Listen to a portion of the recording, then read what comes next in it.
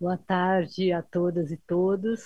É uma honra estar aqui, dando início à nossa Semana Nacional dos Juizados Especiais, organizada pelo Conselho Nacional de Justiça. Nós tivemos uma abertura que foi um brinde, né, que pôde nos dar o senhor ministro corregedor-geral, visitando aqui o nosso juizado de São Paulo. A conselheira Mônica Nobre também esteve conosco. Na oportunidade também, os senhores ministros Paulo Sérgio e a desembargadora Marisa Santos. E a nossa coordenadora dos juizados especiais federais, a desembargadora Consuelo Yoshida, que nos fez uma saudação porque se encontra realizando uma palestra no exterior, que já tinha um compromisso agendado para tanto. Eu quero, inicialmente, aproveitando da abertura, saudando a todos daqui, e especialmente aos que nos estão assistindo pela internet, e chamar a composição da mesa para depois fazer os meus agradecimentos. Inicialmente, eu chamo a doutora Ana Clara de Paula Oliveira Passos, a doutora, depois eu faço as apresentações, o doutor Bruno Stan e o doutor Pedro Henrique de Proença Meira Figueiredo. Obrigada.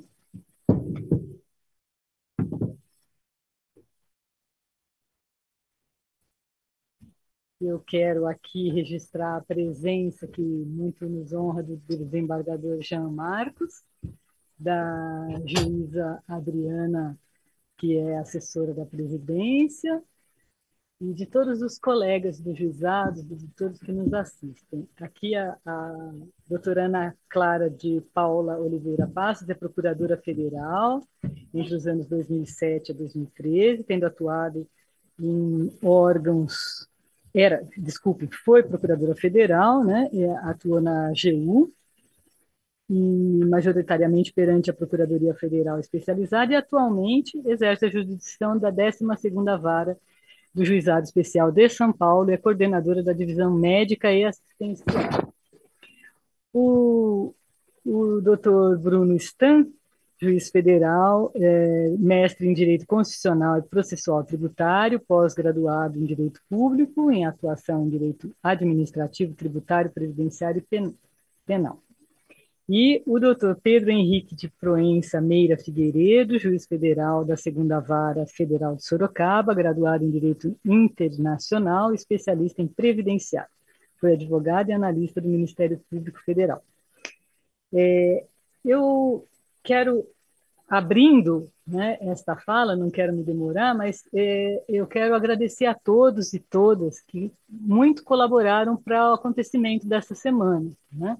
Esta é a primeira semana dos juizados especiais federais, e se não fosse o apoio, né, de todos, especialmente, aqui eu quero agradecer a, a presidente do GEP de São Paulo, a doutora Gisele Bueno, a doutora Ivana Pacheco, que está aqui conosco, que nos ajudaram a montar esse evento.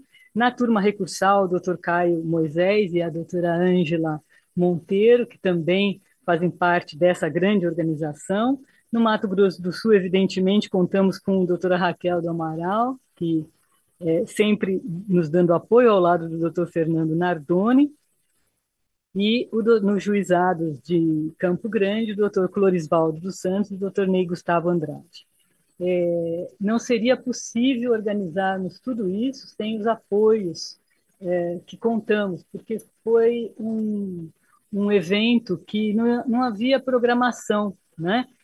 Aqui eu não vou me demorar no nome de todos, eu posso esquecer de alguns, né? O doutor Carlos Pérez também, que aqui estou vendo presente, que nos ajudou desde sempre. Aqui, esta mesa, né, com a doutora, com os doutores, né, Ana Clara, Bruno e Pedro também, né, que se dispuseram desde logo a fazer essa abertura, né, que muito me honra, mas não seria possível sem esse apoio, exatamente porque a semana, como eu disse, é a primeira, e para tanto nós tivemos um curto espaço de tempo para nos prepararmos para, evidentemente, atender a essa demanda do CNJ, que muito me alegra, porque nós podemos sentar e conversar a respeito do GES. Foi uma alegria também contar com o apoio do desembargador Jean Marcos, né, que nos trouxe uma novidade que amanhã vai ser mostrada lá no laboratório, e com isso nós teremos uma semana profícua de repartição de experiências, de troca de boas práticas, e cada um vai trazer o melhor de si. Como eu tinha dito já na abertura, né,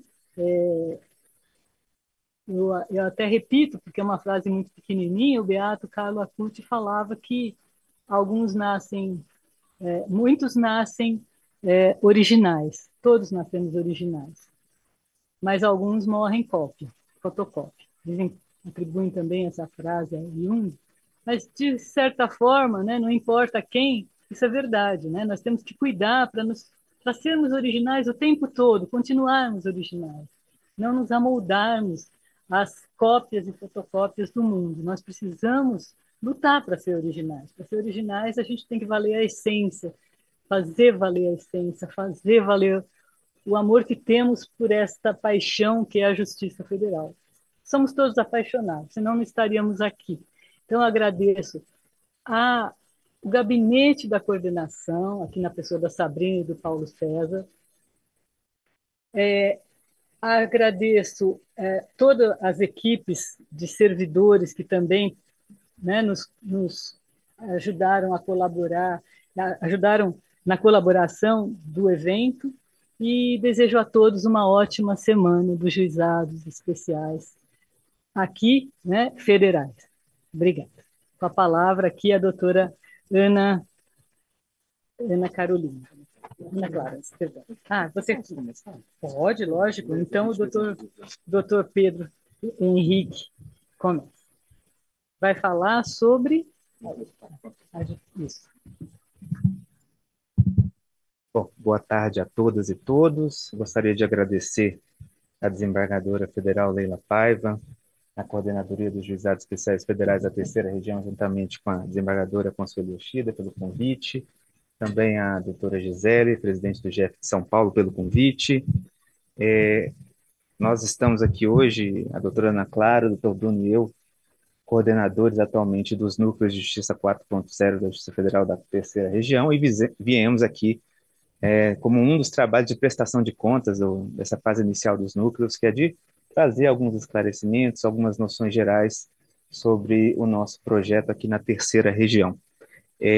Inicialmente, eu gostaria de reconhecer e registrar o papel de alguns colegas, magistrados e desembargadores na construção desse projeto, e para que a gente pudesse estar aqui hoje falando com as senhoras e com os senhores.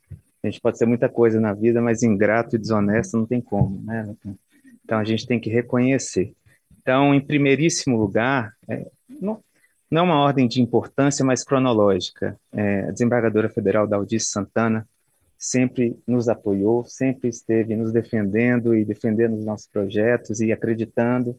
E não só isso, como participando efetivamente na gestão passada, disponibilizou servidores do seu gabinete para atuarem conosco na fase piloto, fazendo audiências, minutando sentenças à medida que podia, porque ela acreditava muito nesse projeto. Ela, o doutor Caio Moisés, que também foi um grande parceiro nosso na gestão passada.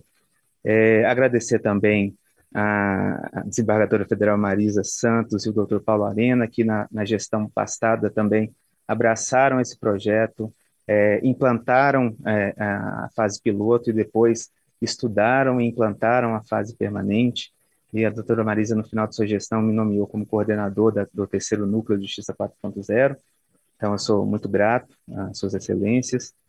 E nessa gestão, evidentemente, ao desembargador federal Carlos Muta e a doutora Adriana Delboni, que são nossos grandes parceiros. Nós temos muito orgulho de trabalhar juntos, porque são pessoas que a gente acredita no ideal, no seu trabalho, na sua seriedade, na sua honestidade. São pessoas que nos iluminam muito. O doutor Muta assim como a doutora Leila, a doutora Mônica, que esteve aqui presente, participou da nossa formação inicial, e muito nos honra de estar à frente do tribunal e conduzindo esses trabalhos tão importantes para a Justiça Federal da Terceira Região. Feitos esses esclarecimentos, esses registros iniciais, eu gostaria de tratar sobre noções gerais dos núcleos de justiça 4.0. Eu, a doutora Ana Clara e o doutor Bruno, nós dividimos a nossa fala de modo que eu faça uma explanação inicial, teórica, sobre como surgiu os núcleos, e aí o doutor Bruno e a doutora Ana Clara trazem a experiência prática de como isso aconteceu aqui na terceira região. É muito importante para que todos os colegas, servidores, saibam como o nosso trabalho tem sido realizado, sempre com um propósito de muita transparência. Os núcleos de justiça 4.0, é importante destacar que eles não podem ser confundidos com a justiça 4.0. A justiça 4.0 foi um programa criado pelo Conselho Nacional de Justiça na época do presidente Luiz Fux, justamente em razão dos infortúnios da pandemia do novo coronavírus e da necessidade de se garantir a continuidade da prestação jurisdicional. Então, a Justiça 4.0 era um programa que ainda hoje e está bem mais fortalecido de transformação digital e de consolidação da tecnologia no Poder Judiciário, né? Então, esse programa é um guarda-chuva e cabe vários mini-programas dentro dele.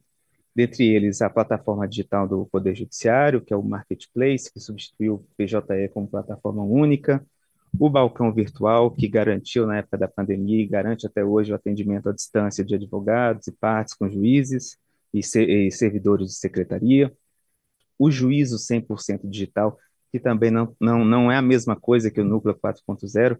O juízo 100% digital é o procedimento, é o processo 100% digital, que é escolhido livremente pelas partes, nada disso é imposto, porque a gente sabe que nós vivemos um país com muitas desigualdades regionais, existem pessoas que só conseguem acessar muito dificilmente e conseguem presencialmente, então, para essas pessoas a gente vai estar sempre de portas abertas para recebê-las, mas para aquelas que têm condição e que querem optar pelo programa digital, tem a possibilidade de fazê-lo através do juízo 100% digital. E os núcleos de Justiça 4.0, que são um desses programas da Justiça 4.0, que são as unidades judiciárias virtuais.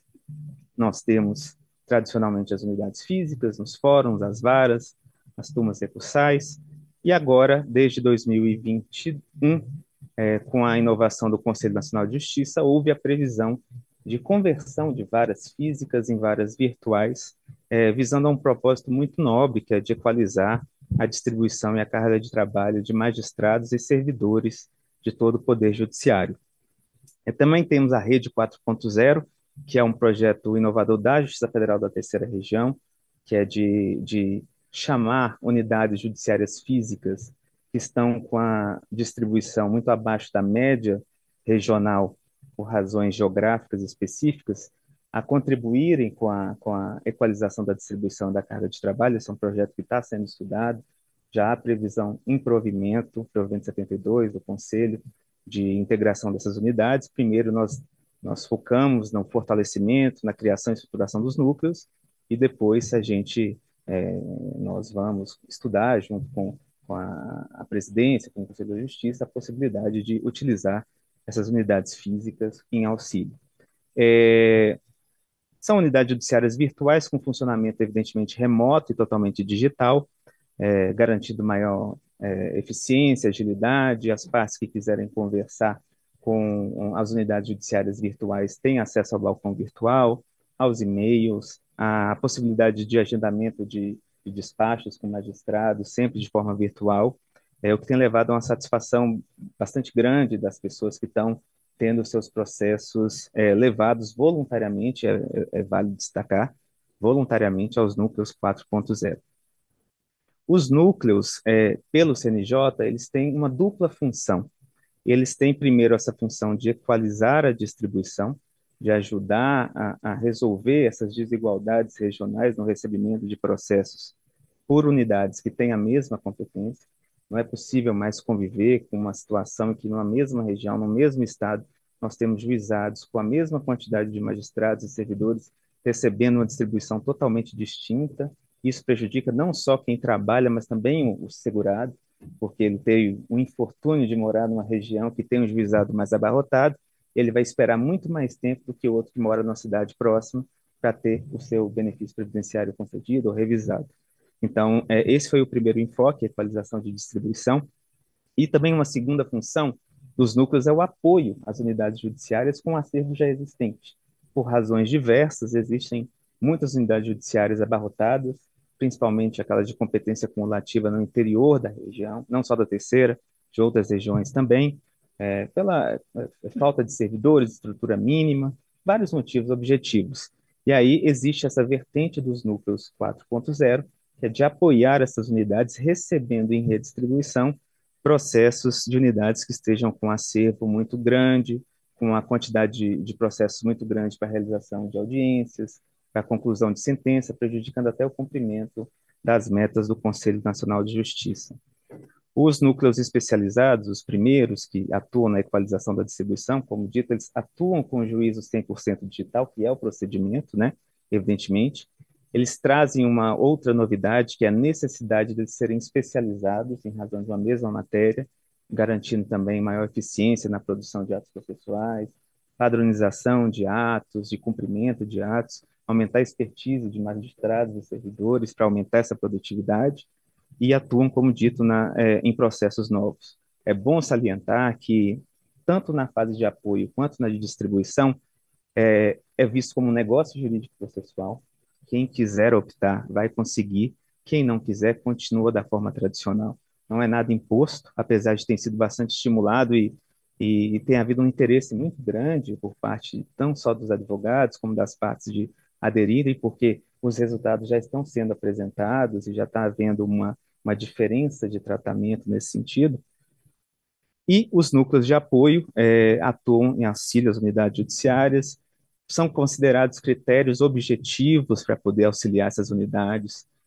O gabinete da coordenadoria, coordenado aqui pela doutora Leila, doutora Consuelo, eles adotam, têm adotado desde a gestão anterior critérios muito objetivos para selecionar essas unidades, para não gerar nenhum tipo de favorecimento subjetivo. São critérios como a distribuição do último triênio, taxa de congestionamento, conclusão para a sentença, índice de produtividade, tudo aquilo que é determinado pelo Conselho Nacional de Justiça. Evidentemente que esse ranking pode ser atualizado com base nos números que vão chegando a cada mês, mas o critério é sempre muito objetivo para contemplar realmente aquelas unidades que mais precisam, para proporcionar um tempo mais isonômico no tratamento das demandas em prol dos segurados. Os núcleos de apoio, eu já estou me encaminhando para a conclusão, eles têm hipóteses taxativas de funcionamento, eles não podem receber processos quaisquer, o Conselho Nacional de Justiça e o provimento da Justiça Federal da Terceira Região especificam essas hipóteses, são as hipóteses de questões especializadas em razão de complexidade, como, por exemplo, saúde. A segunda região criou núcleos especializados em saúde pública, até para tratar de forma mais centralizada com a Procuradoria da União, com o Estado, Secretaria de Saúde, em razão da pessoa, como é o caso do INSS, que tem uma grande litigância, ou da fase processual, que é a competência mais funcional, que é atuar através da realização de administração de perícias e de audiências, por exemplo. Questões repetitivas, para garantir um julgamento mais isonômico, menos recurso, porque observa as teses fixadas de forma vinculante pelos tribunais superiores e pelos tribunais regionais nos IRDR, e descumprimento de metas do CNJ, evidentemente, essa é uma das hipóteses, porque é de todo interesse, não só da sociedade, como do tribunal, de nós não termos processos parados, por exemplo, na meta 2, que é a mais importante, que são os processos mais antigos, né? Então, esse é o panorama geral. Nós temos dois tipos, então, de núcleos. Aqui na terceira região, os colegas vão explicar como que se deu essa experiência. E, desde já, agradecer muito, mais uma vez, ao convite da Coordenadoria dos Juizados Especiais Federais, a doutora Adriana, que está aqui presente, representando a presidência, que nos confiou a coordenação dos núcleos nessa etapa, a minha, a doutora Ana Clara, o doutor Bruno. Nós estamos sempre à disposição. Por mais que o doutor Antônio André seja um excelente magistrado de referência e representante do GAFO no Comitê Gestor dos Núcleos, nós estamos totalmente à disposição da coordenadoria do GES para tratar diretamente sobre os assuntos de interesse dos juizados. Muito obrigado a todos e boa tarde.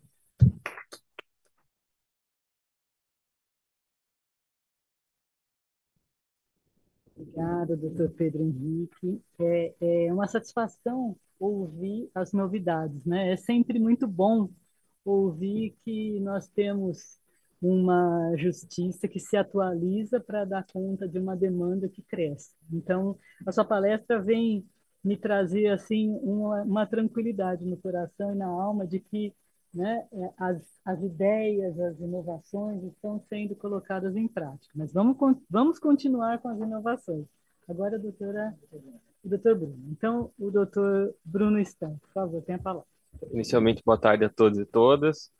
Gostaria de agradecer o convite que foi formulado pela doutora Gisele. Gostaria também de registrar minha satisfação de estar compor a mesa junto com a desembargadora federal Leila Paiva. Inclusive, fez parte da banca de concurso minha e do doutor Pedro, né? Uma satisfação muito grande estar aqui com ela.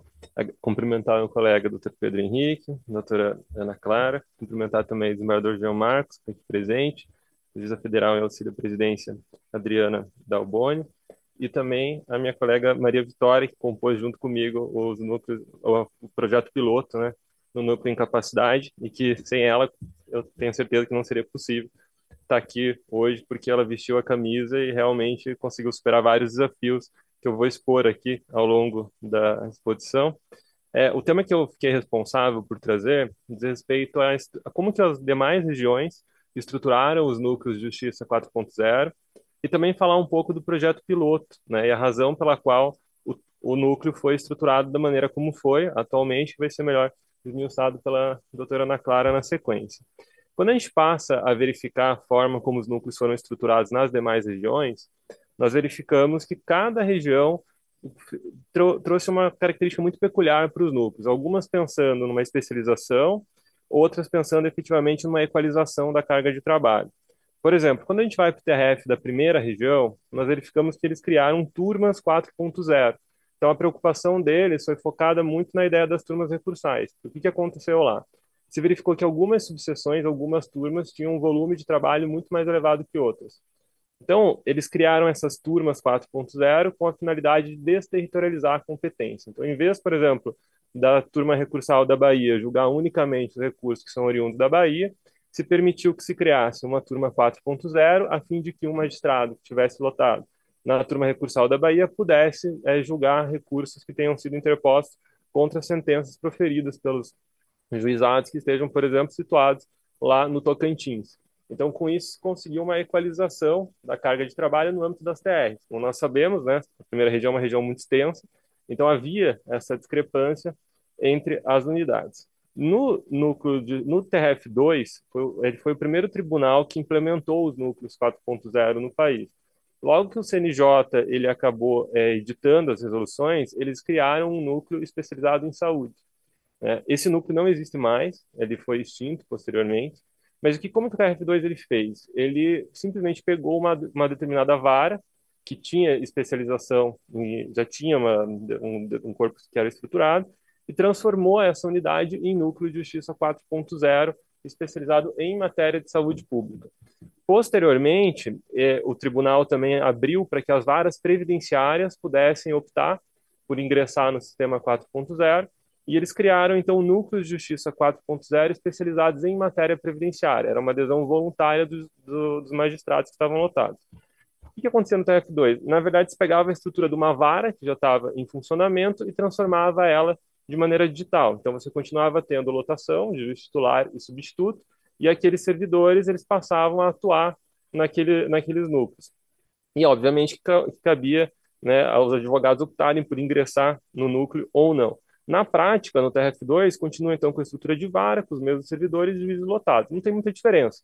O que se fazia era criar uma vara virtual, especificamente.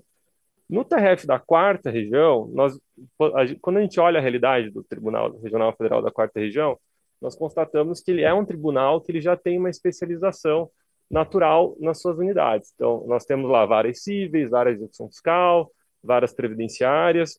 E o que o TRF4 lhe fez? Ele acabou especializando ainda mais. Num primeiro momento, quando veio a resolução dos núcleos, eles criaram um núcleo especializado em execução fiscal de multas ambientais. Então, os juízes que já tinham competência para execução fiscal, eles acumulavam essa outra atribuição, eles ficavam especializados também nessa matéria. Mas o impacto que isso gerava na vara não era basicamente nulo. O máximo que acontecia é que ele acumulava um acervo a mais, porque a vara continuava sendo a própria unidade que ele estava atuando. Posteriormente, se criou no estado de Santa Catarina um núcleo de saúde. Então, o que eles fizeram? Eles tiraram a competência das varas cíveis, que julgavam matéria de saúde, e criaram um único núcleo para julgar essas matérias, essa matéria relacionada à saúde. E como é que eles fizeram? Eles criaram uma estrutura, eles estabeleceram a necessidade de ter pelo menos 13 servidores, no mínimo, e 15 no máximo, e juízes que tinham competência em vara civil podiam se candidatar para esses núcleos. A partir do momento que o juiz ele se candidata para ingressar num núcleo 4.0 de saúde lá no estado de Santa Catarina, qual o impacto que isso gera na sua vara de origem? A sua distribuição ela cai pela metade. Então, no mínimo pela metade, que a resolução estabelece que vai haver uma redução de, no mínimo, 50%, sendo possível que a corregedoria, caso verifique uma necessidade especial de uma determinada vara, possa aumentar essa redução da distribuição. O que acontece é que esse magistrado, então, ele passa a atuar nesse núcleo. E também foi pensado agora, recentemente, na quarta região, um núcleo 4.0 que diz respeito a benefícios por incapacidade. Então, como que foi feito? Se permitiu que juízes que façam parte de varas previdenciárias se candidatem para esses núcleos e eles passam a atuar de maneira cumulativa na sua vara de origem. Mas como eles passam a atuar de maneira cumulativa, isso tem um impacto na sua jurisdição. Qual que é o impacto? Aquela unidade ela para de receber processo, então ela não tem mais distribuição. Por quê? Porque a partir do momento que cessar a sua designação, ele continua com aqueles processos voltam. Se for o juiz titular, que acaba sendo designado para atuar nesse núcleo de incapacidade, ele tem a possibilidade também de delegar a administração da vara para o substituto por conta dessa acumulação do acervo que ele passa a ter. Quando a gente olha o TRF5, a gente vislumbra que lá eles acabaram criando núcleos de justiça 4.0 só para analisar questões relativas à população de rua e, inclusive, que tratem de ações coletivas relacionadas a essa população. Isso foi criado lá na seção judiciária do Rio Grande do Norte e lá foi designada uma determinada vara, que foi a Sexta Vara Federal, para atuar, né, nesses processos, dando toda a tramitação.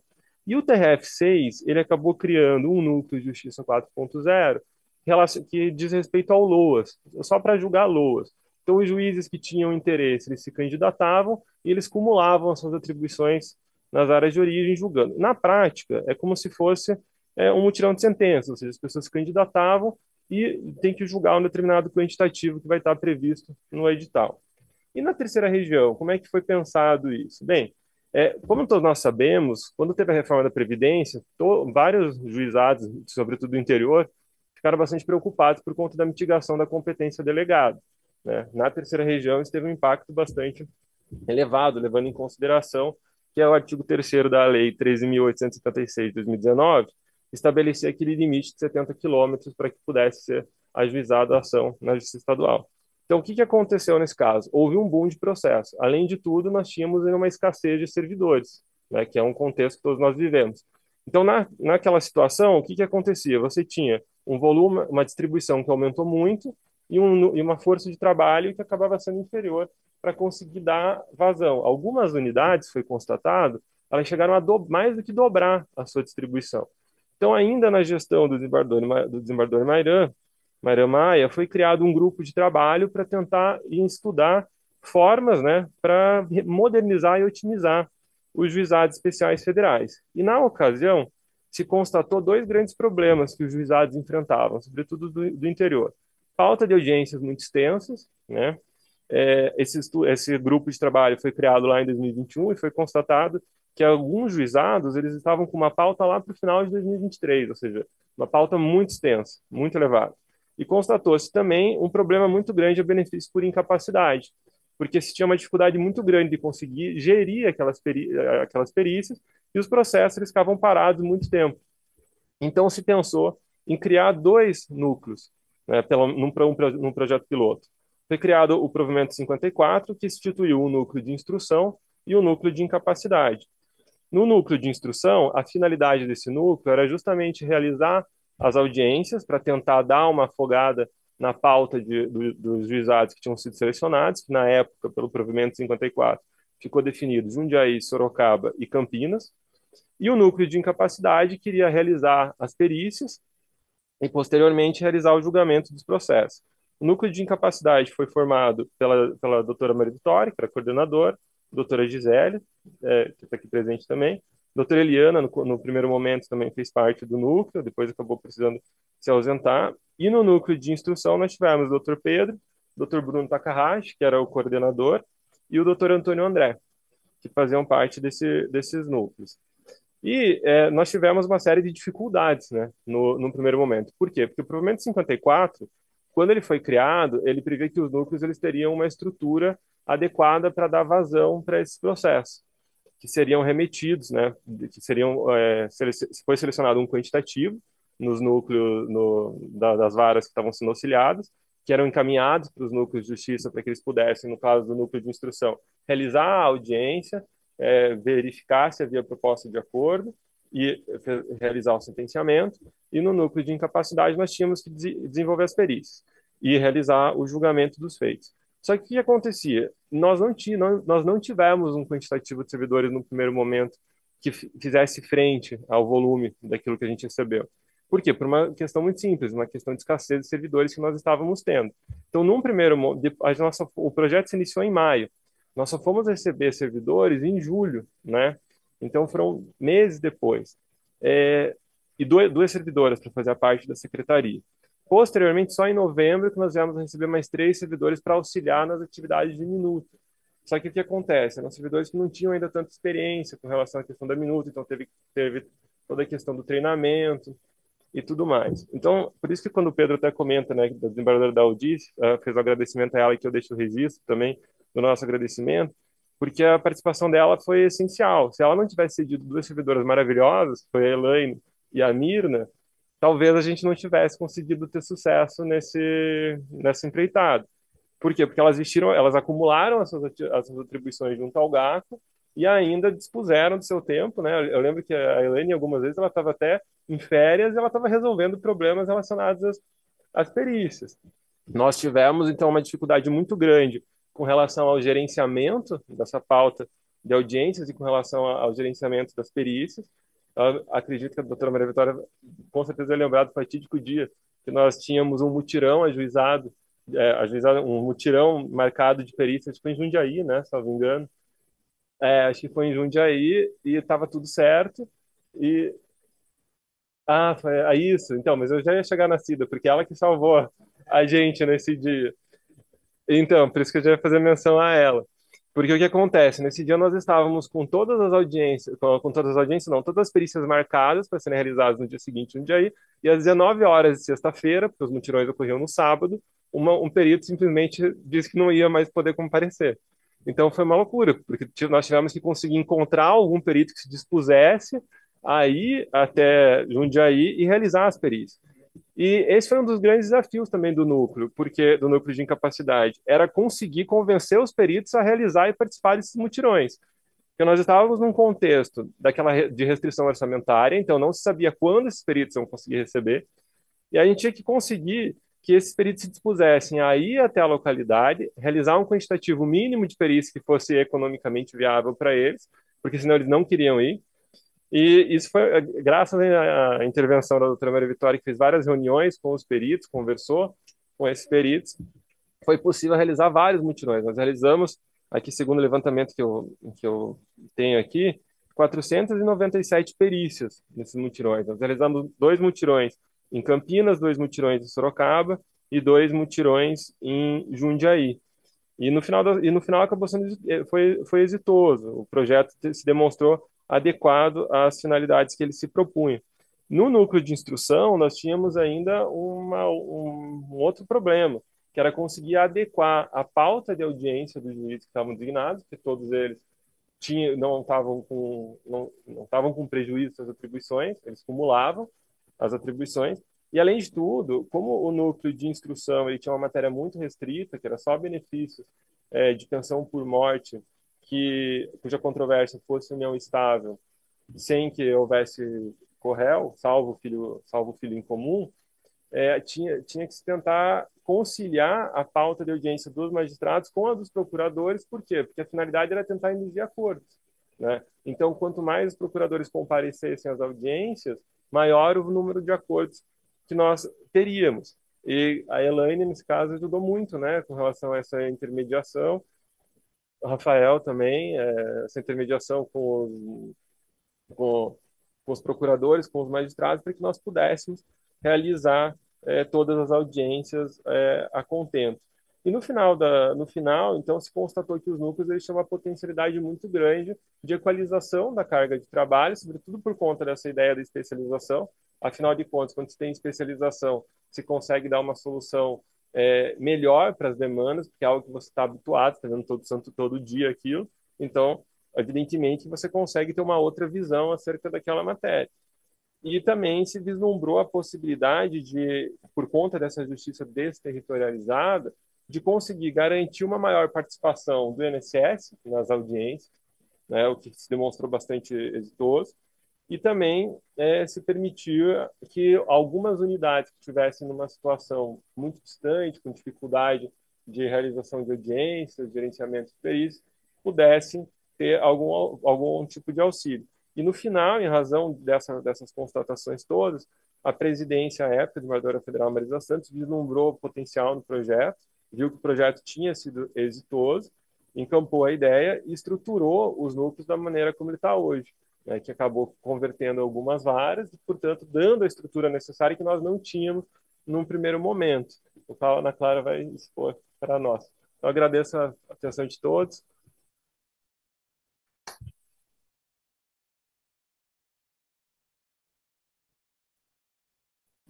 Parabéns, doutor Bruno, pela explicação tão objetiva e clara, né? Na verdade, eu que tenho que fazer agradecimentos aqui ao doutor Bruno e ao doutor Pedro por ter podido participar, desse momento, né, que a Justiça Federal recebeu hoje, né? Na verdade, o fato de estar na banca não me preocupa, me traz alegria, né? E justificar aqui que a doutora Ana Clara, né, que eu comecei dizendo que era procuradora, eu quero registrar que é juíza desde 2013, né? Graças a Deus a juíza federal está do nosso lado aqui e que vai agora nos contar a terceira parte deste assim é uma novidade tamanha, né? Os núcleos 4.0 que nos fazem pensar aqui no tribunal agora, né? Com esse olhar que a gente tem de uma estrutura mais, vamos dizer assim, estática, né? Como que isso funcionaria, né? Eu estou aqui pensando, né? Não sei se o doutor Jean também está aqui pensando, o que será esse 4.0 o dia que chegar no tribunal? Vamos lá, vamos lá. Por favor, doutora Ana Clara. Boa tarde a todos presentes, sejam presencialmente, seja nos acompanhando virtualmente. Eu reitero os cumprimentos já feitos pelos meus colegas. Resumo na pessoa da doutora Leila. Agradeço pela oportunidade de falar aos colegas e colegas juízes, colegas servidores, para apresentar esse tema que é novo e que a gente está aprendendo na medida que a gente está construindo.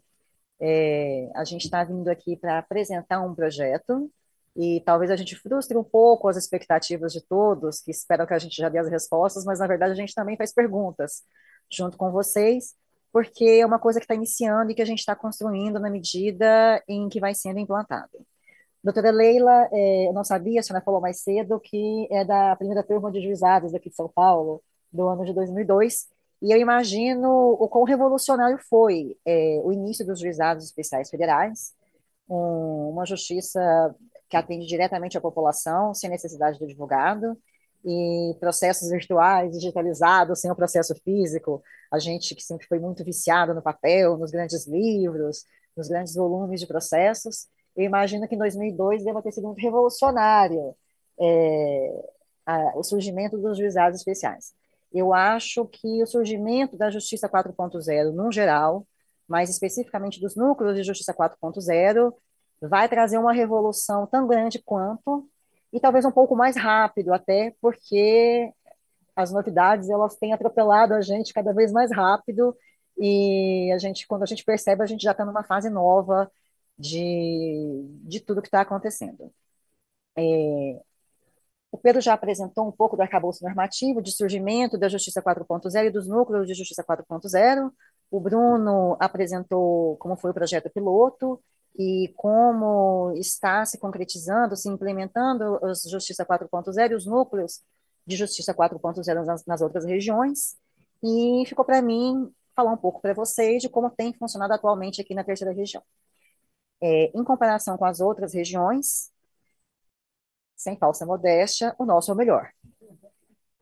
E o nosso é o mais efetivo, e eu acho que o nosso é o que tem mais possibilidade de expansão e de um sucesso que tem, de fato, uma possibilidade de ser uma revolução na forma como a gente exerce a jurisdição e apresenta a justiça para o jurisdicionado.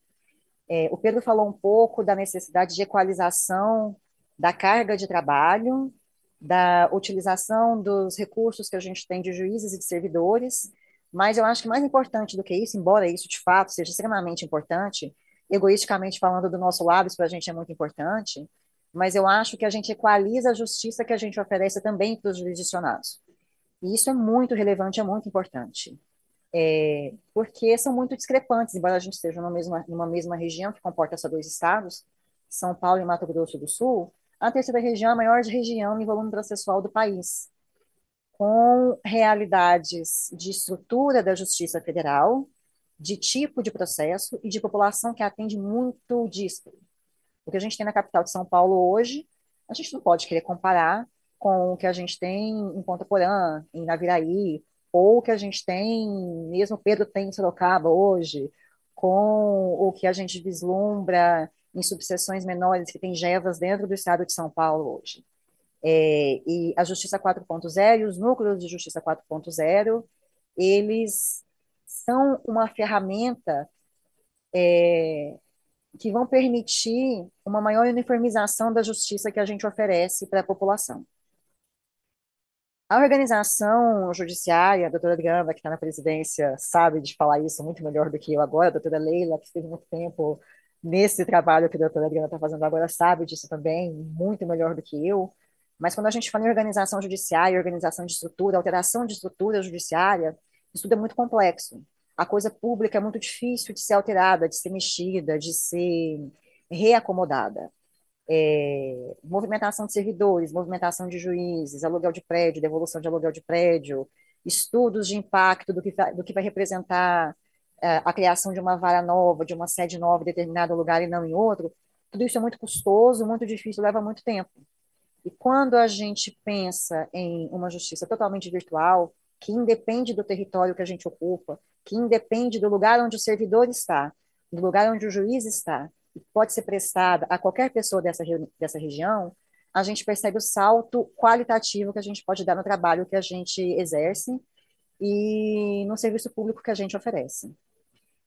Em resumo, hoje os núcleos eles estão em uma fase de transição, em fase de implantação. Eles foram efetivamente implantados com o modelo que existe hoje no final do ano passado.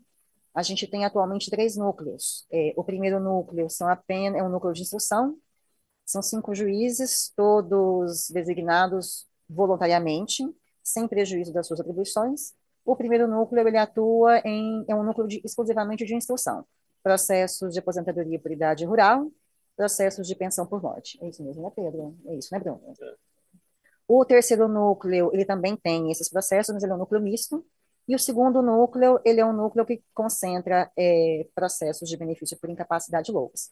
O terceiro mistura a competência desses dois, a atribuição desses dois, mas a gente encaminha um projeto para que o primeiro e o terceiro fiquem com a mesma atribuição de instrução e os benefícios por incapacidade LOAS fiquem só no segundo núcleo. Cada um desses núcleos conta com 5 juízes designados, como eu disse, a designação é voluntária e sem prejuízo das atribuições originárias dos colegas. Temos juízes titulares e juízes substitutos, que atuam nos núcleos, juízes daqui da capital, juízes do interior de São Paulo, juízes do Mato Grosso do Sul. Os processos dos dois núcleos de instrução, eles vêm para o núcleo, eles são remetidos das competências originárias para o núcleo, a partir do momento da realização da audiência, a audiência designada, realizada aqui, e segue nos núcleos até a sentença. E os processos do segundo núcleo, que são benefício por incapacidade, LOAS, eles vêm para o núcleo já com perícia feita e com as partes intimadas. Em termos, o processo, em tese, o processo estaria em termos para a sentença, obviamente, sendo possível que seja baixado em diligência. Hoje, esses núcleos não contam, para não dizer que não contam, eles contam com um único juiz, que é efetivamente lotado nos núcleos, que é o Felipe. Esses núcleos surgiram, o primeiro núcleo, da conversão de uma turma recursal que não foi implantada, em vez de implantar mais uma turma recursal, optou-se pela criação de um núcleo de Justiça 4.0.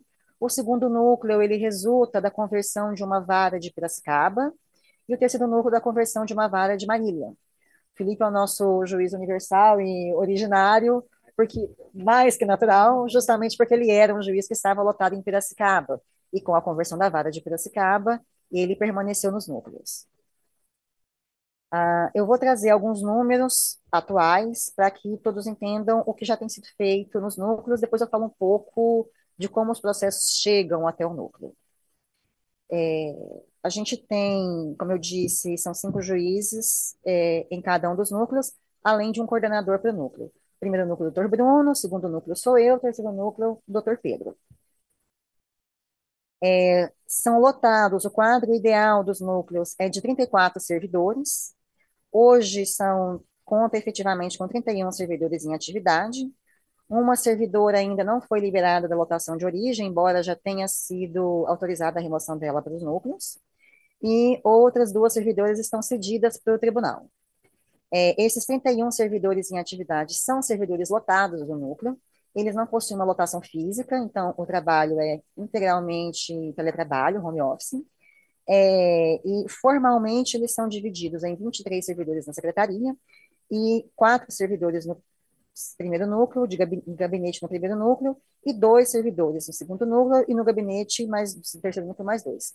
Na prática, no entanto, como os núcleos não recebem ainda processos desde a distribuição, e o projeto é de que, a ideia, pelo menos, é de que os núcleos passem a receber processos desde a distribuição inicial, e o processo tramite integralmente pelos núcleos, a secretaria, ela hoje em dia está atrofiada, ela não demanda o funcionamento pleno de uma secretaria, de uma unidade judiciária. Com isso, e como a gente tem um número maior de juízes lotados, existe um deslocamento de atribuição dos servidores lotados na secretaria para atuar em gabinete. Então, cada juiz consegue trabalhar diretamente com um servidor. Um primeiro problema que a gente teve, e que muito rápido eu percebo que a gente está superando isso, justamente no treinamento desses servidores. A distância física, ela acaba reduzindo um pouco o contato entre o juiz e o servidor, mas a gente tem conseguido contornar isso muito bem. E esses servidores que vieram para o núcleo, muitos deles nunca tinham trabalhado com juizado, mesmo os que estão em gabinete minutando, hoje em dia têm desempenhado muito bem esse trabalho. Pegaram muito fácil o jeito e estão conseguindo tanto realizar audiências quanto fazer minutos de sentença muito bem feitas, que têm sido muito proveitosas pelos juízes lotados nos núcleos. Como eu disse, hoje a secretaria ela já existe formalmente, já existem servidores lotados no núcleo, embora os juízes, à exceção do Felipe, eles sejam todos em cooperação. Embora a primeira remessa de processos para o núcleo, para a cooperação do núcleo, ela tenha vindo no final do ano passado, na prática os núcleos só começaram a funcionar com minuta de sentenças e com realização de audiências em fevereiro desse ano, porque a gente demandou um prazo de intimação das partes para manifestação na origem sobre a concordância com a remessa dos processos para o núcleo, e a gente tinha aquele prazo em janeiro de suspensão de processos, de prazos, então a gente começou a fazer efetivamente em fevereiro. De fevereiro até o final de maio, que foi quando eu fiz o levantamento desses números, a primeira remessa vieram processos de 6 GFs apoiados, na segunda remessa dos mesmos 6 GFs apoiados, e já existe a previsão de uma terceira remessa para a semana que vem. Até agora, já foram remetidos aos núcleos 1.900 processos, sendo que desses 1.900 processos já foram proferidas 1.015 sentenças. 184 no primeiro núcleo, 656 no segundo e 175 no terceiro núcleo. Proferidas 62 decisões e 934 despachos no total. Já foram realizadas 239 audiências. A gente tem uma média de 15 audiências por semana. Hoje a gente tem 275 processos pendentes de sentença por incapacidade e 360 processos pendentes de sentença para instrução. Já são 250 audiências designadas, agendadas, com pauta até o dia 30 de agosto. Pode não parecer um número tão expressivo, mas foram só 4 meses. E, como eu disse, é uma estrutura que está se montando e que está aprendendo a funcionar. O terceiro núcleo não está desde a origem, ele surgiu um pouco depois, você sabe me dizer quando foi? Acho que foi em março, então, um núcleo que funciona há 2 meses só, mas que já está a todo vapor. E a gente já está vindo com novas remessas de processo. Quanto às remessas de processo, e eu acho que essa é a grande dúvida dos colegas, acho que mais no interior até do que daqui de São Paulo, como é que esses processos chegam no núcleo, quem decide como eles são selecionados. A decisão não é nossa do núcleo, a gente não decide quais são os processos que virão para o núcleo, a gente não decide quantos processos virão para o núcleo, e a gente não decide quais serão as subseções que serão as unidades que serão apoiadas. Essa decisão passa pela presidência do tribunal e principalmente pelo GACO. E a eleição de processos e a escolha das unidades que vão ser atendidas, ela também não é subjetiva. Ela atende a critérios muito objetivos e um cálculo que foi elaborado, que eu não seria usada a ponto de dizer que eu entendo, que eu não entendo de cálculo e que eu consegui trazer para vocês a fórmula, mas existe uma fórmula que leva em conta o número de servidores lotados na secretaria de cada unidade, número de juízes lotados em cada unidade, número de processos distribuídos no último triênio, número de processos sentenciados, produtividade, a taxa de congestionamento e pauta de audiência e pauta para os conclusos para a sentença, pauta de audiência que está mais distante e pauta de perícia que está mais distante. Cruzando esses dados, a gente tem uma tabela que mostra para a gente ali a ordem de classificação, e é a partir dessa tabela que são escolhidas as subseções que vão ser apoiadas naquele momento, naquela remessa pelos núcleos. Essa tabela, essa forma de escolha, ela está em constante evolução, porque, como eu disse, a gente está aprendendo enquanto a gente faz. Então, a gente hoje, depois de 5, 6 meses de funcionamento dos núcleos, a gente já percebe a necessidade de atendimento de outros critérios. Esses critérios que atendiam muito bem aos juizados, eles acabavam por excluir algumas unidades que que sofrem com um problema estrutural muito grande, com excesso de problema muito grande, mas que foram muito pouco vislumbradas nessa forma de cálculo, que são as unidades PENGEVA, vara com GEF. Geralmente, essas unidades, que são unidades de interior, têm uma distribuição de processos de juizado muito alta, mas não tem uma estrutura de secretaria de juizado. É 1, 2 servidores atuando nesses processos que corresponderiam quase que a uma unidade sozinha de juizado. Além disso, não é um juiz que consegue se dedicar exclusivamente a esses processos. Então, isso compromete muito a pauta dessas GEVAs. Se é uma unidade que tem GE, que é uma GEVA, ela acumula os processos cíveis, os processos de execução fiscal, os processos criminais, que também demandam audiência, e isso compromete ainda mais as pautas de audiência desses processos. Então, a gente já vem pensado, junto com o GACO, junto com a presidência, uma maneira de melhor atender às específicas necessidades de cada uma das unidades, de tentar entender o serviço, o apoio que a gente consegue prestar para as unidades e o tipo específico de apoio que as unidades hoje realmente precisam. A princípio, essa vai ser a estrutura que vai se manter nos núcleos até a efetiva lotação de juízes nesses núcleos. Claro que isso pode vir a sofrer uma alteração, e a ideia, o que se estuda, o que se trabalha é que, no futuro, mesmo com a lotação de juízes e com o funcionamento dos núcleos desde a distribuição inicial de processos, visando sempre essa equalização de processos, ainda haja juízes designados que vão atuar sem prejuízo das próprias atribuições nas suas unidades e compondo não os núcleos de Justiça 4.0, mas a rede de apoio da Justiça 4.0, que são várias que vão atuar nesses processos desde o início. Alguns entraves que a gente vislumbra, porque hoje a gente consegue enxergar que, sem dúvida, as unidades que mais demandam auxílio, e eu acho que é por isso que a gente saiu tão na frente, a terceira região, são as varas de juizado, porque é a população que mais precisa do nosso trabalho, da justiça, é a população que, de fato, tem a gente como último recurso, é a última instância que elas têm para se socorrer para um benefício previdenciário, para verba alimentar, para um LOAS, um benefício assistencial, para cuidar da incapacidade dela, para a concessão de uma medicação, para a casa dela no Minha Casa Minha Vida, para matrícula numa faculdade, mas é também ao ramo da justiça que atende o maior número de jurisdicionados. E a gente sabe que se funciona no juizado, vai funcionar em qualquer outro tipo de unidade. Se dá conta da nossa demanda e da nossa estrutura, vai dar conta de qualquer tipo de unidade. O contrário pode não ser verdade, mas daqui para lá a gente sabe que sempre vai funcionar. A ideia, então, é que essas varas de apoio, elas funcionem.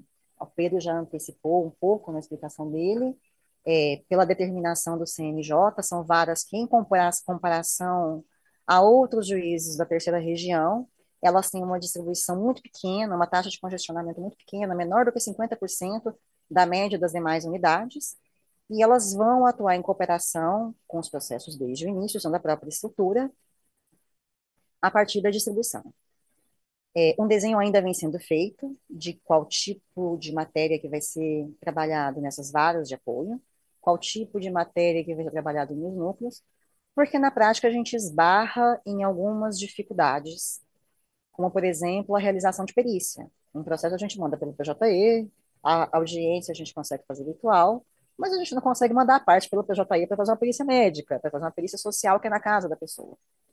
Então, pensando numa perspectiva de futuro, agora já no segundo semestre, a gente está desenhando um projeto, um balão de ensaio de perícias médicas virtuais em processos dentro do núcleo, que a gente ainda vai vir a selecionar para entender como isso funciona. A telemedicina ela já é uma realidade, a gente tem alguns entraves com o Conselho Federal de Medicina para a realização de perícias médicas virtuais, e a gente também tem alguns entraves na parte prática. Nem toda perícia médica pode ser realizada virtualmente. Algumas demandam um exame clínico pessoal e que por isso não vão ser possíveis de ser realizadas virtualmente. Mas tudo aquilo que a gente tira da vara de origem, da unidade de origem, consegue trazer para o juizado, a gente libera a vara de origem para dar atenção para aquilo que tem que ser feito presencialmente, para a população que não vai conseguir ser atendida virtualmente ou à distância. Então, a gente está muito esperançoso, a gente está bastante animado com esse balão de ensaio das perícias médicas virtuais. A ideia dos núcleos de justiça 4.0, mesmo depois da lotação de juízes nos núcleos, é a de continuar também com juízes designados. A gente acabou de passar por um concurso de juízes, de ingresso na carreira de juízes. Estamos na torcida para que o maior número de juízes aprovados tome posse, são mais de 100. Então, é gente nova que está entrando, gente com vontade de trabalhar, com gás para trabalhar, e que a gente acredita que vai ter uma adesão muito grande aos núcleos de justiça 4.0. Não tenho uma perspectiva de quanto a gente vai conseguir atingir até o fim do ano, mas eu acho que a gente vai apresentar até o fim do ano números muito bons e um encurtamento de prazo processual desses processos muito bons. Antes de assumir a coordenação do segundo núcleo, eu estava designada no segundo núcleo, iniciando de 2024, enquanto eu estava sentenciando no meu gabinete aqui na 12ª Vara de São Paulo, processos de 2023, já 2024, eu estava sentenciando processos do núcleo de 2021, processos de incapacidade de LOA de 2020. E que se não viessem para o núcleo, não estariam sendo sentenciados tão cedo, porque a gente conta com muitas varas, com muitas unidades que estão muito lotadas, muito assoberbadas, que fazem o possível, mas que não conseguem dar vazão a isso. Como o Pedro disse, como eu mesmo falei, é muito mais do que a equalização da nossa força de trabalho internamente, é a equalização da jurisdição que a gente presta e do serviço que a gente oferece para a população. Não é justo, não é correto, não é moral que um processo de São Paulo seja sentenciado em 6 meses, em 8 meses, e um processo de Naviraí seja sentenciado em 4 anos. E a gente está falando de um processo de um benefício assistencial, de um OAS, que a gente presume que a parte vive em estado de miserabilidade, que ela é idosa ou que ela é deficiente, que ela não vai ter de onde tirar alimentos e rendimentos. Nesse aspecto, eu acho que a Justiça 4.0, acima de tudo, ela efetiva muito na prática o que a gente tem que entender como justiça e ela, ela faz com que a gente veja o serviço da gente sendo prestado de uma maneira muito mais efetiva, que a gente se perceba trabalhando realmente naquilo que está precisando, que está demandando, que está chamando a gente. Eu sei que a expectativa é de que a gente trouxesse dados mais objetivos de como vai funcionar aqui de agora para frente, não são tantos, mas são dados muito animadores. Eu acho que muito rápido a gente vai conseguir estruturar de uma maneira ainda mais concreta a Justiça 4.0, os núcleos de Justiça 4.0. Acho que no futuro a tendência é que não só os processos de juizado venham para o núcleo 4.0, mas que aos poucos a justiça toda se organize em torno do núcleo 4.0. A doutora Leila falou que não imagina como vai ser quando chegar no tribunal, mas acho que sim, vai chegar no tribunal, porque de fato é meio óbvio que eu vou dizer, mas é o futuro que a gente já está vivendo hoje, é um futuro muito próximo da gente. Tudo caminha muito rápido, a tecnologia anda muito rápido, em regra, o serviço público, o judiciário, demora um pouco mais, e é muito legal, muito bacana a gente perceber que a gente está conseguindo acompanhar, mesmo que seja em um ponto tão específico que são os núcleos. Acho que isso é o que eu tinha para apresentar para todos por enquanto, e no meu nome, em nome dos meninos, me coloco à disposição de todos para quaisquer dúvidas, para quiserem conversar, bater um papo sobre os núcleos, vão ser sempre muito bem-vindos, não só para conversar, como também quem queira se candidatar para auxiliar com os processos do núcleo. Obrigada.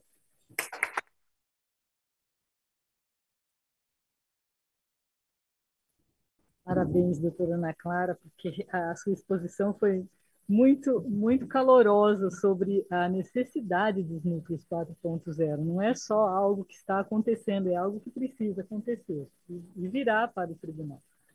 O doutor Pedro me pediu aqui um esclarecimento, depois eu quero só fazer também um contraponto. Bem rapidamente, doutora Leila, só para esclarecer, eu participei da fase piloto e é interessante a gente partir de uma realidade que é o seguinte: não só a advocacia, mas todas as funções essenciais da justiça estão hoje se desterritorializando e se regionalizando. Então, o diálogo fica muito mais fluido e mais facilitado quando, do lado de cá, a gente também desterritorializa, especializa e regionaliza. Para a senhora ter uma noção, na fase piloto, nós conseguimos conversar com a Procuradoria Regional Federal. Praticamente todas as audiências que eu fiz teve a participação de procurador federal. Tranquilamente, eu asseguro que no mínimo 50% de acordo nós tivemos, e só não teve mais porque teve segurado que rejeitou. Mas porque tinha aquela proposta de 90% dos atrasados e tal. Mas no mínimo 50% de acordo houve. Então, existe um diálogo muito direto hoje com a Procuradoria Regional Federal da Terceira Região, com a SEAB, que é a Central de Atendimento de Demandas Judiciais, para receber e implantar os benefícios. E um último detalhe é que, como a estrutura do núcleo ela é única e compartilhada, então não existe mais lotação de servidor na secretaria ou no gabinete X. Os servidores são lotados nos núcleos. E aí, onde houver uma demanda maior, essa força de trabalho é deslocada e é uma coisa mais flexível para poder resolver a demanda que está presente ali no momento. São só esses esclarecimentos. Obrigado. Não, tudo isso é muito fantástico. Eu vou abrir para quem quiser falar aqui da plateia, ou se tiver algumas questões, eu não sei como é que está montado, né? Se a gente pode ter. Não, não tem, né? É, eu fico maravilhada porque realmente é o futuro, né? E esse eletrônico tem uma base me fascina, porque no começo, né, até porque a gente fica mais antiga, vai ficando Jurássico contando histórias, né? Em 2002, que vocês não sabiam que eu estava lá, mas eu estava lá, vendo uma fila danada, a gente recebia ainda os tais dos kits juizados, porque o nosso sistema não era o eletrônico, era o digital. Pois bem, isso passou o tempo, quando tínhamos, em 2012, 2013, tínhamos 10 anos de juizado, eu estava convocada na presidência do doutor desembargador Newton de Luca. Então, nesse período de 10 anos, claro, as reavaliações são feitas, né? E nós vimos o seguinte, quando nasceu o juizado, que nasceu sem vara, sem dinheiro, sem servidor, todo mundo já sabe essa história, que eu já contei várias vezes, nós não tínhamos também varas novas. As varas novas só vieram na lei de 2003 e começaram a ser instaladas em 2004. Só a partir daí que nós tivemos varas. Na ocasião, isso eu estou dizendo assim, mandaram falar perto, para vocês terem uma ideia, né, do avanço, né, porque importantíssimo isso, né, a gente ter uma ideia de onde começou para onde chegou hoje e quão gratificante é isso. Quando nós não tínhamos as varas e elas foram montadas, a ideia era o seguinte: quando a gente vai para o interior para montar uma vara, antes da mudança da competência delegada, chegava lá, montava uma vara e trazia os processos da justiça estadual, né? Da competência delegada. Nós tínhamos na subseção uma vara federal, trazíamos. O chefe não recebe processo redistribuído. Está na lei do chefe. Só recebe processo novo.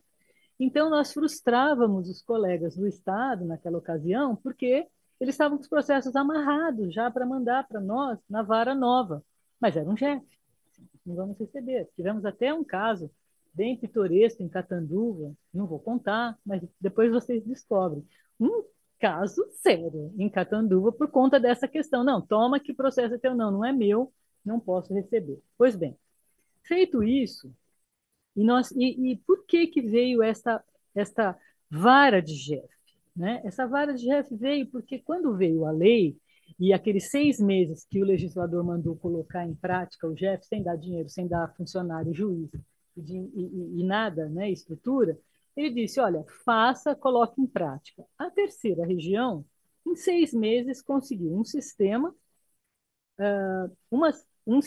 uma ideia de secretaria única, que é nossa, exatamente nesse espírito da Justiça 4.0, e também um prédio pronto, cabeado. Instalou o GEF, e aí a questão, o GEF não era um rito. Né? E eu estou falando isso por causa dessa necessidade dos juizados 4.0 para atender os GEVAS. Eu quero chegar no GEVAS. Então, vejam, a justiça de Jeff não era rito.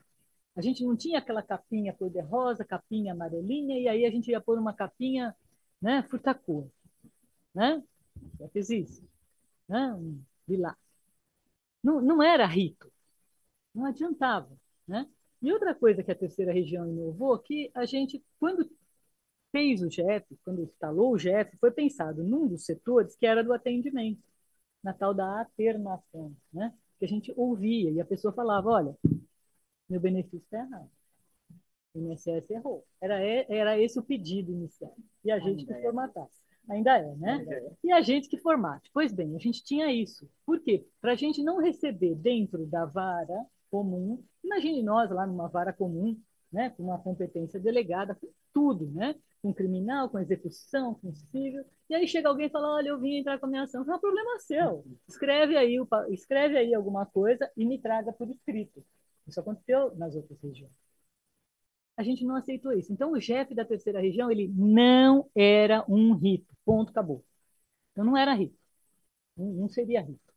Ele era algo novo. Né? Um pouco da cópia da justiça estadual que o senhor ministro Salomão, nosso corregedor-geral, disse. Falou assim, olha, a gente se juntava à noite para fazer com que funcionasse a justiça. A justiça estadual fez assim e a terceira região fez assim também. A gente estava na vara, eu estava lá no Pedro Lessa e cumulava com o Jeff. E todo mundo fazia isso, cumulava.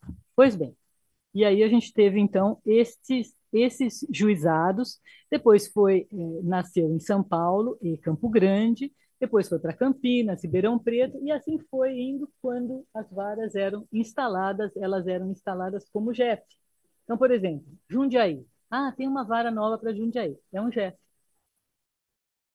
Botucatu, uma vara nova de Botucatu, Avaré. E assim foi. Tudo era JEF. E quando isso era instalado, nós não tínhamos competência de vara comum. Bom, fechou, né? Fechei este ciclo. Estou lá em 2012, 2013, já auxiliando a presidência, e aí vamos olhar a nossa competência, a nossa distribuição. Nós tínhamos dois mapas, um de justiça comum e um de justiça de chefe. Eram dois mapas de competência, uma divisão de competência.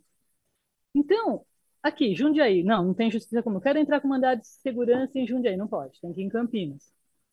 Ah, eu quero entrar com um processo de JEF em, sei lá, em Jaú. Ah, não pode. Tem que ir no outro JEF, porque aqui não tem. Então, esse era o drama. Nós tínhamos dois mapas, duas justiças diferentes em cada subseção. E, contrariamente a uma norma da lei do JEF que dizia o seguinte: se a subseção não tiver processo suficiente, far-se-á um juizado adjunto. Era esse o juizado rito, o juizado adjunto. Era um juizado rito, porque ele seria dentro do pacote da vara, que já tinha tudo e ia ter um pouco mais. Já estava quebrado e ia ficar um pouco mais. Só que tinham passado 10 anos e a gente resistia. Não, aqui não. Juizado rito não, adjunto não. Mas já estava na hora de começar o adjunto. E estava na hora, ia nos ajudar a juntar esse mapa. Então, foi isso que foi feito em 2013, na gestão do desembargador Milton de Luca. Os mapas de jurisdição foram sobrepostos. Então, cada cidade teve que ser estudada. Sabe aquele trabalho de formiguinha, hoje é a ADEG, antes era a CON, não era a CON, não, enfim, a OIM, né? Que estudava lá os diferentes trajetórias. Então, a gente tinha que ver, vejam como isso impacta, né? Olha o contraponto do 4.0. A gente tinha que olhar a distância de um JEF no outro, a distância de uma vara no outro, a distância das cidades, para ver qual cidade ia para este JEF, qual cidade ia para este JEF, qual cidade ia para essa vara, qual cidade ia para essa vara. Era tudo papel. No físico, na comum era papel e no resto era JEF. Então, hoje nós estamos falando de algo que faz dessa jurisdição, eu estou imaginando aqui, né? Cadê o coloridinho do mapa? Né? Não teremos mais um coloridinho nesse mapa. Aquela pintura toda de divisão de cidades, essa cidade está aqui, por que não aqui? Porque a gente sabe que ali tem uma cadeia montanhosa, e que para chegar naquela cidade tem que dar a volta numa montanha, não dá para colocar ela do outro lado. Ela está mais perto aqui, mas é melhor que ela venha para cá do que ela dê essa volta. Essas coisas assim básicas foram vistas. Né? Agora, imagina com o núcleo 4.0 nessas varas, inclusive de Geva, né, que ficaram algumas sobrecarregadas, sim, porque o núcleo, perdão, o juiz acabou tendo que assumir um chefe adjunto. Muitos diziam: olha, o processo corre rápido aqui, e corria mesmo. Mas nós estávamos descumprindo e sendo cobrados pelas corregedorias e pelas coordenadorias de chefe de Brasília para dizer: ah, não, mas tem que ter, todas as subseções tem que ter. Nós não tínhamos. Então, foi colocado nesses GEVAS. O nome veio da resolução mãe, assim, batizada pelo desembargador Santos Neves, que foi o nosso primeiro diretor do foro e tudo mais, colocou em prática. Então, agora eu estou imaginando, primeiro, que este mapa não tem mais cor, que vão ser os núcleos, né? E o núcleo eu posso estar aqui julgando Ponta Porã. Alguém em Ponta Porã pode estar julgando, alguém em Coxim pode estar julgando Sorocaba. Né? Então, esse é o bonito, né? Esse auxílio nos GEVAS, porque sempre me preocupou essas varas de GEV, que elas ficaram, né? As presidências acabam, aí ficam para as próximas, né? E aí temos uma solução para o GEVAS, e é tudo tão fantástico que eu quero estar bem perto de tudo isso, porque me fascina. Agradeço. Alguém quer fazer alguma colocação, uma pergunta, complementar? Por favor, Ivana, pode falar. Ele me corrija se eu estiver errada, mas os processos de instrução são os processos mais, acho que em regra são os processos mais antigos, pelo menos os que vieram nas últimas levas que a gente recebeu, o que eu percebi que eram processos muito antigos, que estavam com mais tempo em conclusão para a sentença no segundo núcleo de benefício por incapacidade LOAS. São dois critérios. São De dois, fato, né?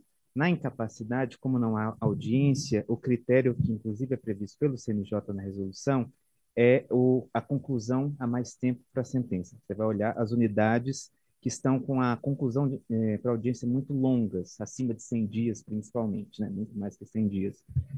No caso das instruções, o que se tentou foi reduzir a pauta de audiência dos juizados mais problemáticos. Então, a gente fez a primeira lista, a gente viu que tinha alguns com mais de um ano, né? Então, a gente selecionou esses juizados com a pauta mais extensa, evidentemente que não só olhou só a extensão da pauta, mas quantas audiências faz por semana, quantas faz por dia, para ser bastante justo nessa eleição.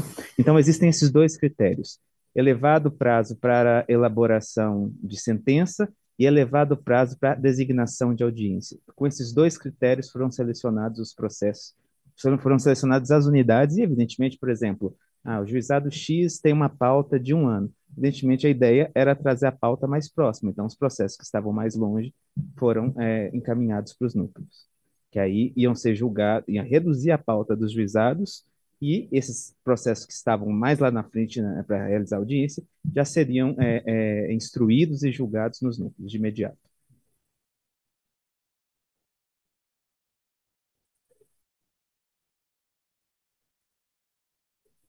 Sim, sim, sim.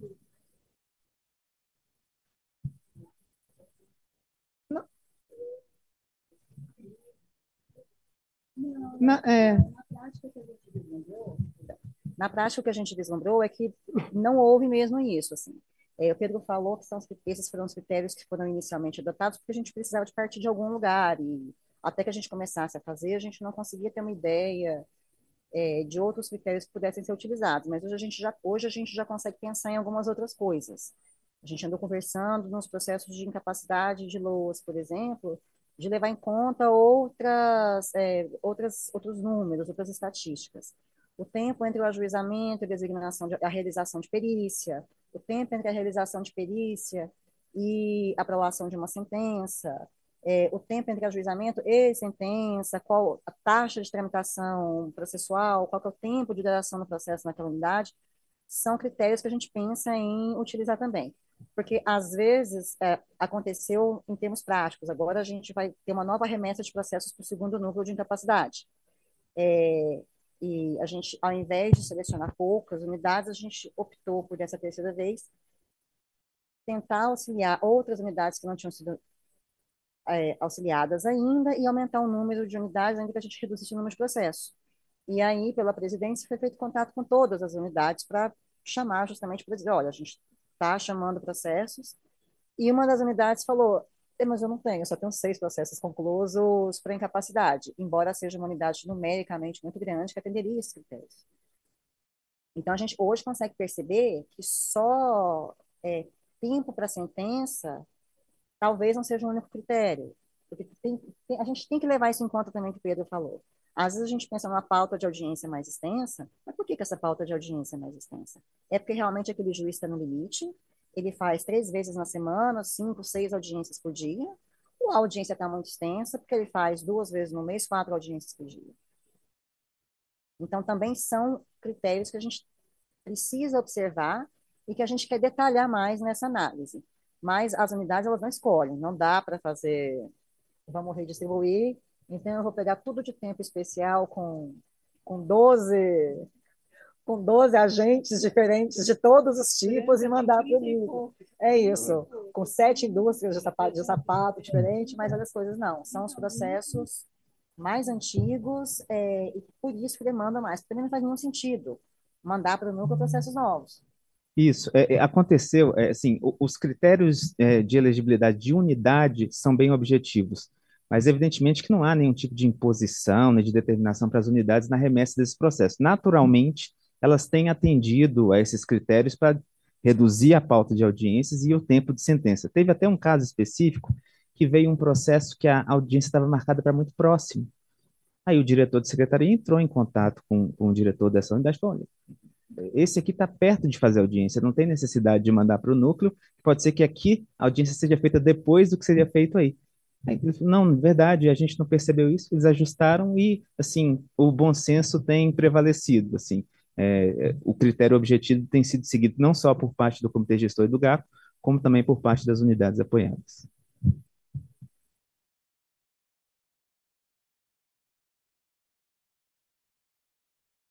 Verdade.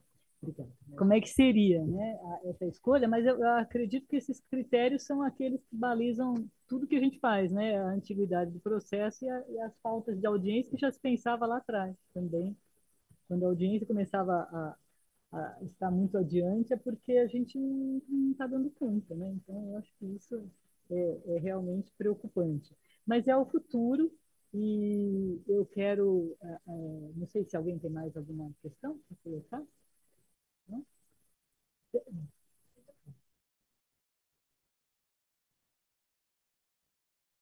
Sim, desde o começo. Certo. Os processos eles não são enviados para o núcleo de pouco em pouco, eles são remessas. Então, hoje chega uma remessa de 600 processos para o segundo núcleo. A primeira coisa é que os processos só vêm para o núcleo se as duas partes concordam com a remessa do processo na origem. O INSS, por ato administrativo, já concordou irrestritamente, então isso já é um problema a menos que a gente tem. Quanto à parte autora, a gente não teve recusa ainda, porque ela vislumbra ali a possibilidade do processo ser decidido mais rápido. Os processos eles chegam no núcleo juntos, de uma vez só. São 600 processos que aportaram no núcleo ali de uma vez. Os juízes eles são cadastrados no PJE por juízo dentro de um núcleo, mas a gente consegue enxergar como se fosse na vara. A gente enxerga titular e substituto. Mas o PJE não faz a distribuição por juízo. Então, a distribuição é feita aleatória, numérica, mas assim, por quantidade. Então, se são 600 processos e 5 juízes, vão ser 120 processos para cada um dos juízes e eles são etiquetados. Mas não tem seleção, assim, esse produto fulano, esse. Ela é uma distribuição manual, mas ela é uma distribuição manual que não abre processo. Porque o PJE ainda, pelo menos por enquanto, né, Adriana? Não sei se existe um projeto de mais para Ana frente. Clara, Claro. eu acho que, na verdade, da mesma forma que nós temos distribuição entre titular e substituto com cargo judicial, hoje me parece que o Davi da AGES já implementou isso, Já que cada, implementou? cada juiz tem uma tabela pré-determinada, imutável. Doutora Ana Clara, é o terceiro juízo do Ah, isso sim, segundo cada núcleo. juiz é vinculado a um Então, juízo. existe os cargos judiciais, primeiro juízo, segundo juízo de cada núcleo. E a distribuição é aleatória, automática e por Ah, ela já sorteio. está Já está. E já aí é tá paritária. aleatória. E não Tá. muda assim, agora a doutora Ana Clara é o primeiro. Não, o juiz é sempre do mesmo juízo, até com base no edital de designação da presidência, isso é imutável, justamente para evitar qualquer tipo de problema e de questionamento com relação à competência. Inclusive, em períodos de férias, que um tem que substituir o outro, porventura haja substituição, existe um ato de designação para atuar no outro juízo. O Felipe, por exemplo, que é o nosso natural, originário e exclusivo, ele substitui todos os outros colegas, ele pega até o dele e acumula mais dois. Mas a cada vez que ele acumula um outro juízo, isso é um ato de designação e ele sai com o processo do outro juiz. É que no começo eu acho que foi uma distribuição inicial, mas já foi Agora já está atualizado isso. tá bem formalizado e regularizado no sistema, assim.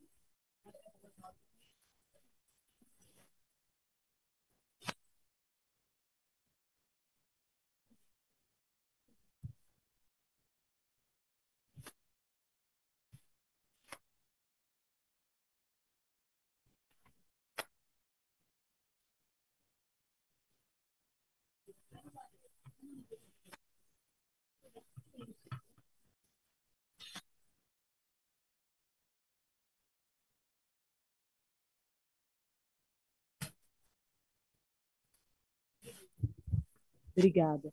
Para não ter esses riscos com a corregedoria, que sempre se preocupa com o juiz natural e quem é, né? Mas é ótimo, porque se já tem os números, a gente vai, com esses números, né? O final do processo, ou a distribuição do paritário, isso é ótimo, muito bom. Quem mais? Ótimas questões.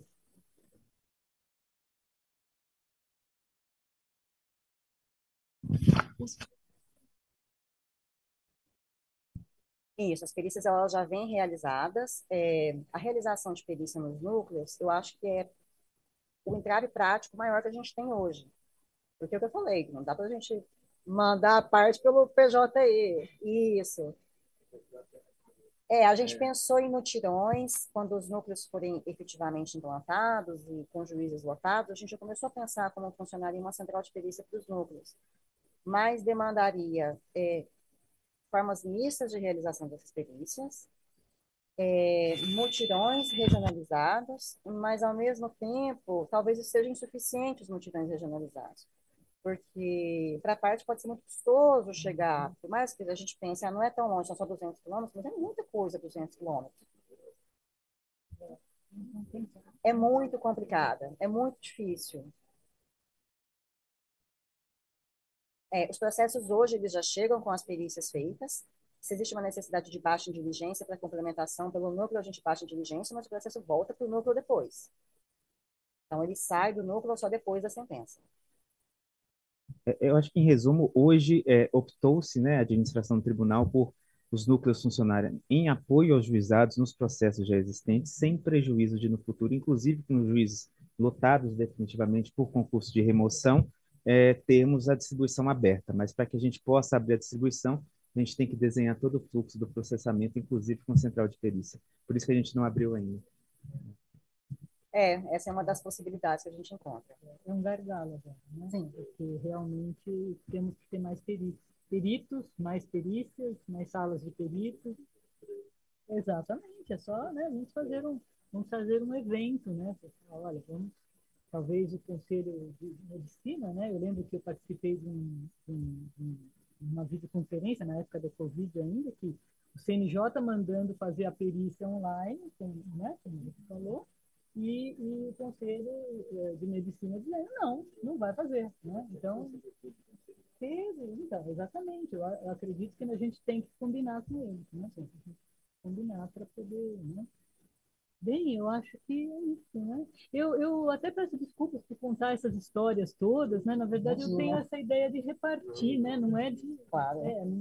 não é de tirar o brilho dessa exposição ou dessas novas atividades que todos estão se empenhando tão bem, e sendo tão vitoriosos em tudo que estão fazendo, porque está sendo muito vitorioso, né? O juizado tem essa estrela boa de ter juízes como vocês que vestem a camisa, que vibram, né? A gente sente isso é bom, né? A gente vê que todos vibram de fazer, que todos estão ali voltados para o melhor, querem fazer mais, querem fazer melhor, não importa o tempo, né? Então, eu conto um pouco por saudosismo, mas um pouco para vocês fazerem essa ponte, né? De quanto foi, de como foi antes, né? E como está sendo hoje, como essa ponte está crescendo, né? Assim como o senhor ministro falou lá do juizado estadual, né? Que começou lá atrás, eu falei, eu não sabia disso, dessa história que começou no Rio de Janeiro, no Rio Grande do Sul.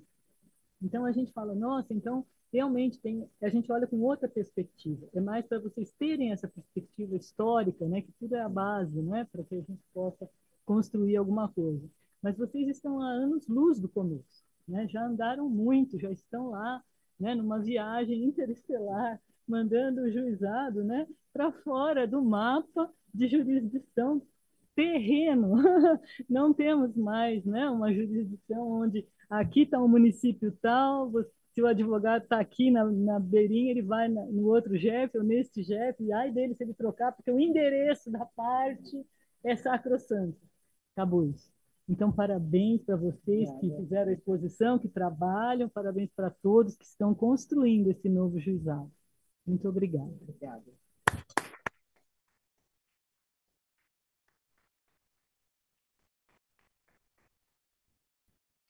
E eu queria só avisar que nós temos um outro evento ainda pela semana, né? O evento do CLISP, que nós teremos na sequência. Recording stopped. Ela manda. Sim, senhora. Teremos o evento do Centro Local de Inteligência do Juizado, né? Que será a reunião online do CLISP.